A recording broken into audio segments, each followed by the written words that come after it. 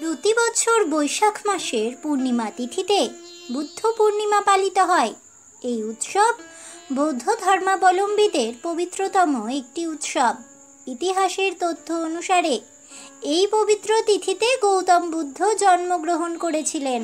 শুধু তাই নয়, এদিনেই তিনি বোধি বা সিদ্ধি লাভ করেছিলেন। পরবর্তীকালে মহাপরিনির্বাণ লাভ করেছিলেন। শুধুমাত্র বৌদ্ধদের জন্যই নয়, এই বিশেষ বা পবিত্র দিনটি হিন্দুদের জন্যেও সমানভাবেই গুরুত্বপূর্ণ। হিন্দু ধর্মমতে গৌতম বুদ্ধ হলেন ভগবান শ্রীবিষ্ণুর নবম অবতার।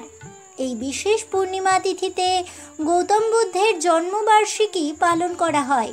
বৌদ্ধ ধর্মের প্রতিষ্ঠাতাও ছিলেন গৌতম বুদ্ধ। এই উৎসবটি সারা দেশ জুড়েই পালিত হয়। ভারত ছাড়াও শ্রীলঙ্কা, নেপাল, ভুটানে খুব ধুমধাম করেই পালিত হয়। এদিন মহাত্মা গৌতম বুদ্ধের বাণী ও শিক্ষাকে স্মরণ করে থাকেন বৌদ্ধ ধর্মাবলম্বীরা। বৌদ্ধ মন্দিরগুলিতে এদিন প্রচুর মানুষ ভিড় করেন। বুদ্ধদেবকে পুজো করে অধিকাংশ বৌদ্ধরা ধ্যানে লিপ্ত থাকেন। তাই পঞ্চাঙ্গ অনুসারে কবে পালিত হতে চলেছে বুদ্ধ পূর্ণিমা? এদিনের পুজোর শুভ সময় কখন? বুদ্ধ পূর্ণিমার গুরুত্ব ও তাৎপর্য জানেন কি বন্ধুরা? বুদ্ধ পূর্ণিমার মতো শুভ ও পবিত্র দিনটির গুরুত্ব, তাৎপর্য এবং বুদ্ধ পূর্ণিমা সম্পর্কিত নানা রকম তথ্য জানতে হলে অবশ্যই ভিডিওটি স্কিপ না করে শেষ পর্যন্ত দেখতে থাকুন। নমস্কার বন্ধুরা, অজানার পথের নতুন পর্বে আপনাদের সকলকে স্বাগত জানাই। বুদ্ধ পূর্ণিমা বা বৈশাখী পূর্ণিমা হলো বৌদ্ধ ধর্মাবলম্বীদের পবিত্রতম একটি উৎসব। এই পুণ্যোৎসব বৈশাখ মাসের পূর্ণিমা তিথিতে উদযাপিত হয়ে থাকে। বৈশাখী পূর্ণিমার দিনটি বুদ্ধদেবের ত্রিস্মৃতি বিজড়িত। এই পবিত্র তিথিতে বুদ্ধদেব জন্মগ্রহণ করেছিলেন, বোধি বা সিদ্ধি লাভ করেছিলেন এবং মহাপরিনির্বাণ লাভ করেছিলেন। এই দিনে বৌদ্ধ ধর্মাবলম্বীগণ স্নান করেন, সূচি বস্ত্র পরিধান করে মন্দিরে বুদ্ধদেবের বন্দনায় রত থাকেন। ভক্তগণ প্রতিটি মন্দিরে বহু প্রদীপ প্রজ্বলিত করেন। ফুলের মালা দিয়ে মন্দির গৃহ সুশোভিত করে বুদ্ধদেবের আরাধনায় নিমগ্ন হন। এছাড়া বুদ্ধগণ এই দিনে বুদ্ধদেবের পূজার পাশাপাশি পঞ্চশীল, অষ্টশীল, সূত্রপাঠ, সূত্রশ্রবণ, সমবেত প্রার্থনা করে থাকেন। বৌদ্ধ ধর্মাবলম্বীদের পাশাপাশি হিন্দুদের কাছেও এই দিনটি অত্যন্ত গুরুত্বপূর্ণ, কারণ হিন্দু ধর্ম অনুসারে শ্রীবিষ্ণুর নবম অবতার হিসেবে গণ্য করা হয় গৌতম বুদ্ধকে। বন্ধুরা, এবার চলুন জেনে নেওয়া যাক চলতি বছরে অর্থাৎ 2024 সালে বুদ্ধ পূর্ণিমা কবে পড়েছে, এর সঠিক ও শুভ সময় তিথি কখন রয়েছে।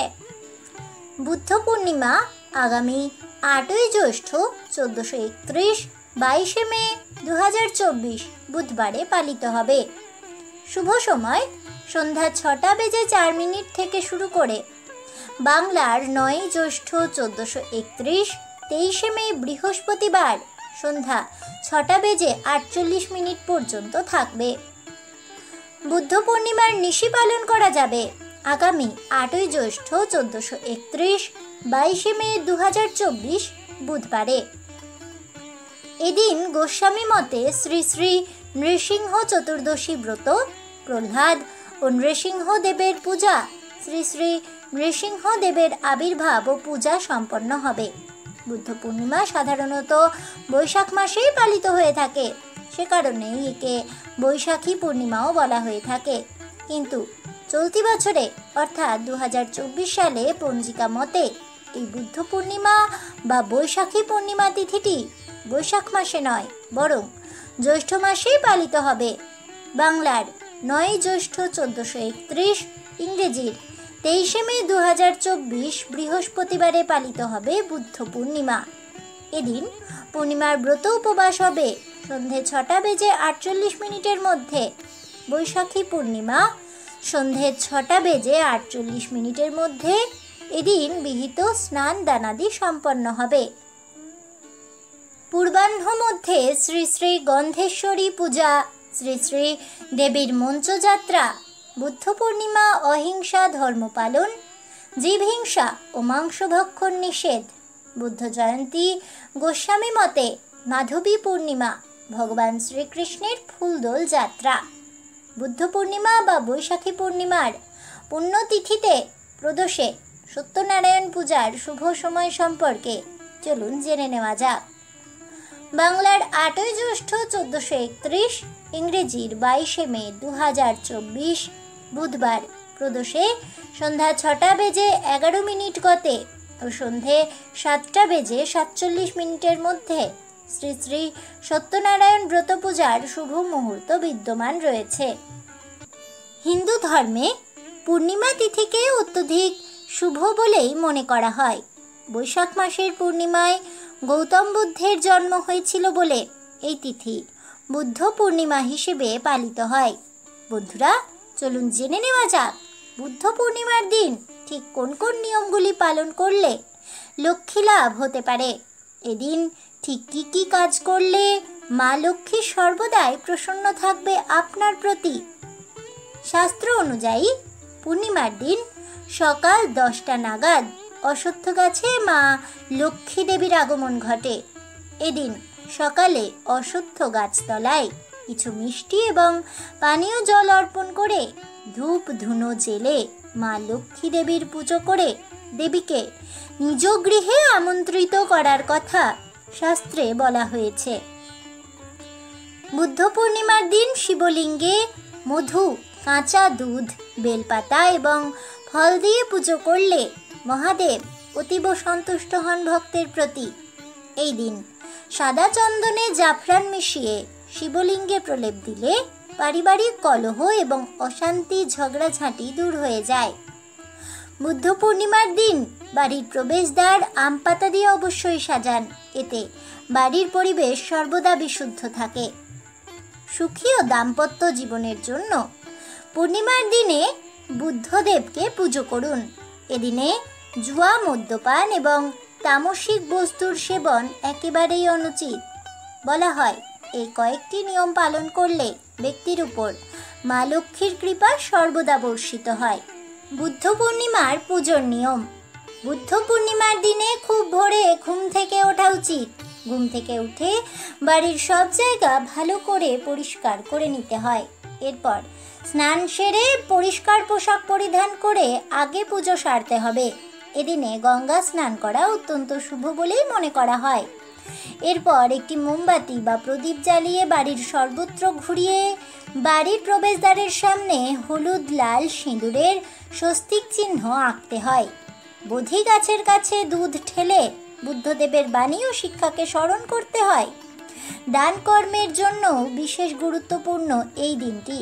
এদিন সাধ্যমতো বস্ত্র খাদ্য বিলি করলে মহাপুণ্য লাভ করা যায়। হিন্দু ধর্মে একাদশী, পূর্ণিমা ও অমাবস্যা তিথির বিশেষ মাহাত্ম্য রয়েছে।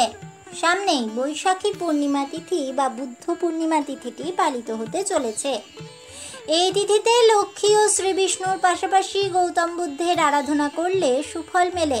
একদিকে ব্যক্তির জীবন ধনধান্যে ভরে ওঠে, অন্যদিকে মানসিক সুখ ও শান্তি লাভ করা সম্ভব হয়। পূর্ণিমা তিথিতে স্নান, দান ও ব্রত উপবাস পালন করলে দারিদ্রতা দূরে চলে যায়। কথিত আছে যে এই তিথিতে সুদামা ব্রত পালন করেছিলেন, এই কারণেই নাকি তার দারিদ্রতা দূর হয়েছিল চিরকালের জন্য। শাস্ত্রমতে বৈশাখ মাসের পূর্ণিমা তিথিতে কিছু সহজ উপায় পালন করলে, কিছু বিশেষ জিনিস কিনে আনলে সুফল পাওয়া যায়। এই উপায়ের প্রভাবে জীবনে কখনো দারিদ্র্যের আগমন ঘটে না, পাশাপাশি পারিবারিক কলহ সমাপ্ত হয় চিরদিনের মতো। বৈশাখী পূর্ণিমার দিনে মা লক্ষ্মী দেবীকে 11টি কড়ি হলুদ মাখিয়ে নিবেদন করুন। পরের দিনে সেই কড়িগুলিকে লাল রঙের একটি কাপড়ে বেঁধে লকারে রেখে দিন। এই উপায়টি করলে আর্থিক সমস্যা থেকে চিরতরে মুক্তি পাওয়া যায়। ধনদেবী মা লক্ষ্মীও প্রসন্ন হন ভক্তের প্রতি। বৈশাখী পূর্ণিমায় মা লক্ষ্মীকে খুশি করার জন্য পায়েসের ভোগ নিবেদন করুন। পুজোর পর পরিবারের সমস্ত সদস্যের মধ্যে এই প্রসাদ বিতরণ করুন। এর ফলে পরিবারের সমস্ত সদস্যের উপর মা লক্ষ্মী দেবীর আশীর্বাদ বজায় থাকবে সর্বদা। সুখ সমৃদ্ধিতে ভরে উঠবে গৃহ। এই তিথিতে ঝাঁটা দান করা অত্যন্ত শুভ। এই উপায়টি করলেও মা লক্ষ্মী প্রসন্ন হন। পাশাপাশি ব্যক্তিকে কখনো আর্থিক সমস্যার মুখোমুখি হতে হয় না। পরিশ্রমের পরেও সাফল্য লাভ করতে না পারলে এই পূর্ণিমায় কালো তিল দান করুন। এর ফলে যে কোনো সমস্যার মুখোমুখি আর হবেন না। এছাড়াও কাঙ্ক্ষিত ফলাফল লাভ করতে পারবেন সহজেই। বুদ্ধ পূর্ণিমায় চাঁদের পুজো বা চন্দ্রদেবের পুজো করলে চন্দ্রদোষ থেকে মুক্তি পাওয়া যায়। পাশাপাশি ব্যক্তি মানসিক শান্তি লাভ করে। কাজে কোনো বাধা এলে তাও দূরীভূত হয়ে যায় চন্দ্রদেবের কৃপায়। বুদ্ধ পূর্ণিমা বা বৈশাখী পূর্ণিমায় কি কি কিনবেন?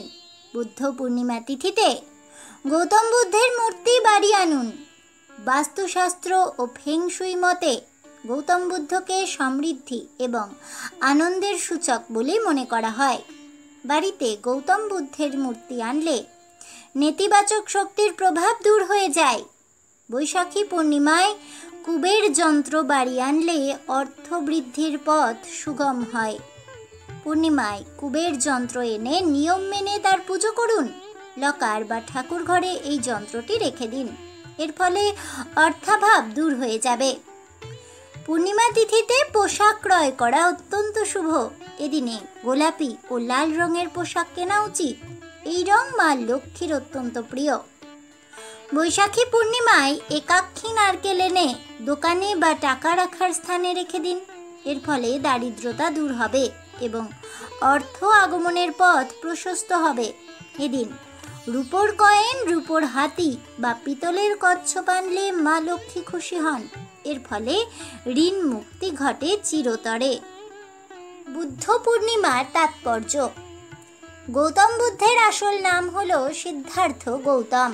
মান্যতা আছে প্রায় 2500 বছর আগে লুম্বিনীতে জন্মগ্রহণ করেছিলেন গৌতম বুদ্ধ। ইতিহাসবিদদের মতে বুদ্ধদেবের জন্ম গয়াতে। বোধি বৃক্ষের নিচে বুদ্ধদেবের জ্ঞান লাভ এবং বুদ্ধদেবের মুক্তি অর্থাৎ মৃত্যু। গৌতম বুদ্ধের জীবনের এই 3টি গুরুত্বপূর্ণ ঘটনা একই দিনে ঘটার কারণে বুদ্ধ পূর্ণিমা বা বৈশাখী পূর্ণিমার গুরুত্ব বহুগুণ বেড়ে গিয়েছে। তাই বৌদ্ধ ধর্মের অনুসারীরা অত্যন্ত আড়ম্বরের সঙ্গেই পালন করেন এই দিনটি। হিন্দুদের বিশ্বাস অনুসারে বৈশাখী পূর্ণিমার দিনে ভগবান শ্রীবিষ্ণু তার নবম অবতার ভগবান বুদ্ধ রূপে পৃথিবীতে জন্ম নিয়েছিলেন। ভগবান বুদ্ধ রাজকুমার সিদ্ধার্থ রূপে জন্মগ্রহণ করেন নেপালের লুম্বিনীতে। রাজকুমার সিদ্ধার্থ তার জীবনের প্রথম 20 বছর অত্যন্ত বিলাসবহুল জীবনযাপন করেছিলেন। একদিন বার্ধক্য মৃত্যু দেখে তিনি এতটাই অনুপ্রাণিত হয়েছিলেন যে মানব জীবনে সত্যের খোঁজে বাড়ি ত্যাগ করেছিলেন তিনি। বনে বনে ঘুরে বেড়ানোর পর একদিন বুদ্ধগয়ার একটি বোধি বৃক্ষের নিচে বসে ধ্যান শুরু করেন তিনি। ধ্যান শুরু করার আগে তিনি দৃঢ় সংকল্প নিয়েছিলেন যে জ্ঞান অর্জন না করা পর্যন্ত সেই স্থান ছেড়ে উঠবেন না। অনেক কষ্ট সহ্য করার পরও নিজের সংকল্পে অটল ছিলেন গৌতম বুদ্ধ। এইভাবে সিদ্ধার্থ রাজ্য ত্যাগ করে এবং অহমের মায়াকে অতিক্রম করে অসীম জ্ঞান লাভ করেন এবং যুবরাজ সিদ্ধার্থ হয়ে ওঠেন গৌতম বুদ্ধ।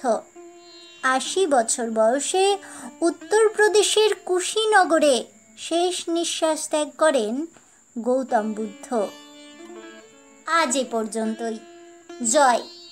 ভগবান শ্রীবিষ্ণুর অবতার ভগবান গৌতম বুদ্ধের জয় হোক। এই বলে আমার আজকের ভিডিওটি আমি এখানেই শেষ করছি। তাহলে বন্ধুরা, 2024 সালে আগত বুদ্ধ পূর্ণিমার সঠিক সময়সূচি, বুদ্ধ পূর্ণিমার গুরুত্ব, তাৎপর্য এবং এই দিনের করণীয় কাজ সম্পর্কে ও পুজোর নিয়ম কানুন সম্পর্কে জানতে পেরে আপনাদের কেমন লাগলো অবশ্যই আমাকে কমেন্টে জানাবেন। ভিডিওটি ভালো লেগে থাকলে লাইক শেয়ার করতে ভুলবেন না। আমার চ্যানেলের নতুন বন্ধু হয়ে থাকলে চ্যানেলটিকে সাবস্ক্রাইব করে দেবেন। পাশে থাকা বেল বাটনটি প্রেস করে রাখবেন নতুন ভিডিওর নোটিফিকেশন পাওয়ার জন্য। দেখা হচ্ছে পরের ভিডিওতে। তাই সকলে ভালো থাকুন, সুস্থ থাকুন আর অবশ্যই সঙ্গে থাকুন আর দেখতে থাকুন অজানার পথে।